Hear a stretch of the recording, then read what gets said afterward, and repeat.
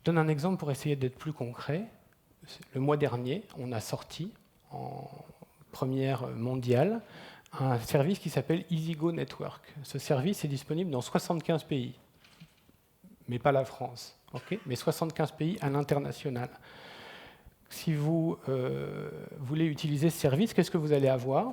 Vous allez recevoir un boîtier par un logisticien. Je dis la Poste pour faire plus simple. C'est un logisticien qui va vous apporter un boîtier.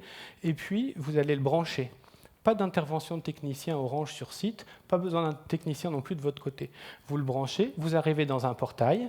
Et dans ce portail, ce que vous voyez là, c'est la démo en temps réel de l'utilisation de ce portail. Vous allez configurer le site. Ça va mettre 20 minutes. Et puis après, vous allez cliquer sur le petit boîtier « J'ajoute le service VPN ». Voilà, donc je me crée un réseau virtuel sur mon boîtier. 10 minutes. Je décide de mettre une sortie Internet, donc je veux un firewall. Je clique sur le service firewall, de la même façon que je cliquais sur la fonction GPS, 10 minutes. Je veux gérer le filtrage de sites web pour que les gens dans mon site n'aillent pas regarder des sites porno. Je mets en place la fonction de web filtering. Les fonctions réseau de émuler un VPN un VPN, de sécurité, de filtrage web. Ces fonctions réseau ont été virtualisées, sont hébergées dans nos POP.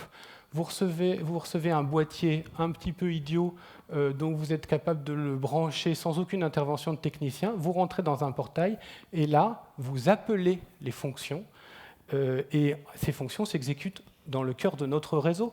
Donc vous n'avez plus besoin de matériel sur site. Voilà, ça c'est disponible. Ça a été lancé le mois dernier. Vous pouvez en parler à votre équipe commerciale. C'est quand même plutôt réservé à une clientèle internationale ou en tout cas à des clients qui ont des très forts besoins internationaux. Pourquoi ? Parce que le service est assez packagé et donc c'est packagé retail, petit site. Voilà, donc ça va bien si vous avez beaucoup de stations-service ou